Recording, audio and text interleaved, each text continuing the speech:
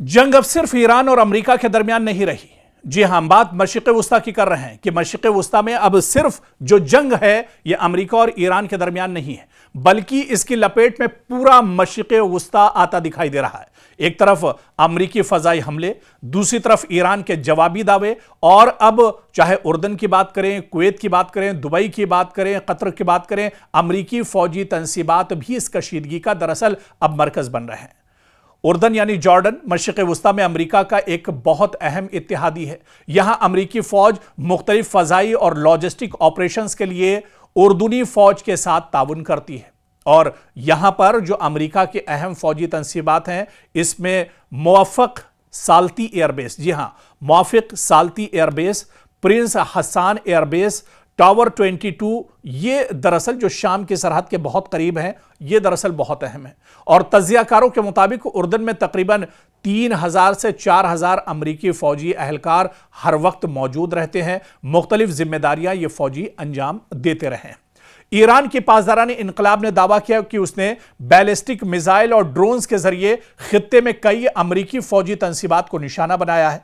Iran के मुताबिक हमलों का हदफ बनने वाले मकामात में दरअसल उर्दन भी शामिल है। इसके अलावा बहरीन, कुवैत, ओमान, शाम, दुबई सभी दरअसल इसमें शामिल हैं। और ईरान का दावा है कि उसने अपने ताज़ा हमलों में अमेरिका के कमांड सेंटर्स, जो दरअसल मशरिक़ वुस्ता में आते हैं, जो खलीजी ममालिक के अलग अलग मुल्कों में हैं, इनमें चाहे अमेरिका के कमांड सेंटर्स हों, ड्रोन हैंगर्स हों, ईंधन के ज़खायर अमेरिका के, असलहा और गोला बारूद के जो ज़ख़ीरे हैं, तैयारों के जो शेल्टर हैं जहां पर जेट तैयारे और लड़ाकू तैयारे जहां पर खड़े होते हैं, जो उनके शेल्टर्स हैं, उनको दरअसल ईरान निशाना बना रहा है। ईरान ने यह भी दावा किया है कि उर्दन के मुवफ़्फ़क़ साल्ती एयरबेस पर मौजूद अमरीकी जंगी तैयारों को भी ईरान ने निशाना बनाया है। जबकि दूसरी तरफ अमेरिका भी यह मानता है कि उर्दन में अमेरिका के ज़ेरे इस्तेमाल कम से कम 2 फौजी मकामात पर हमले हुए हैं। जी हां, पहली बार इस जंग में अमेरिका यह मान रहा है कि उसका नुकसान हुआ है। यह बहुत बड़ा दरअसल पॉइंट है, और आप देखिए कि पहली बार अमेरिका इस जंग में अपना नुकसान मानने को तैयार हुआ है। अमेरिका यह मान रहा है कि उसके 2 फौजी मकामात पर हमले हुए हैं, जिनमें कई अमेरिकी अहलकार जख्मी भी हुए हैं। कुछ रिपोर्ट्स में दावा किया गया है कि बाज़ ईरानी मिसाइल अपने अहदाफ के करीब पहुंचने में कामयाब रहे हैं। तो यह चीज बताती है कि अमेरिका का किस तरह से नुकसान हुआ है इस जंग के अंदर। आप देखिए कि अमेरिका का दिफाई निजाम जो पैट्रियट मुकम्मल तौर पर नाकाम हो गया, जो ईरान के ड्रोन और मिसाइल को रोक तक नहीं पाया।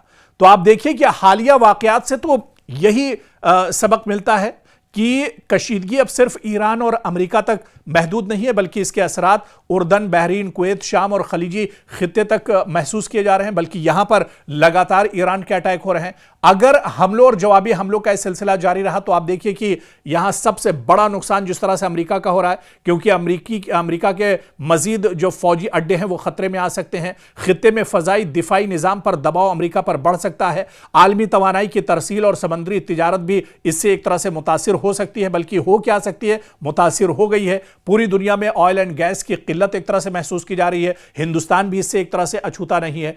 तो अब ये जंग, इसका दायरा लगातार बढ़ रहा है। अमेरिका और ने जो कुछ सोचकर ईरान पर हमला किया था, दरअसल उसकी सोच गलत थी। उसका जो सोच थी कि 2-4 दिन में या 1 हफ्ते में या 1 महीने में ईरान को हम शिकस्त दे देंगे, उसे हरा देंगे, और उसके बाद मशरिक़ वुस्ता पर उसका तसल्लुत हो जाएगा, ये अंदाज़ा दरअसल अमेरिका का गलत साबित हुआ। और यही वजह है कि आज अमेरिका को मशरिक़ वुस्ता में भुगतना पड़ रहा है, उसे बाहर निकलने का रास्ता नहीं मिल रहा है।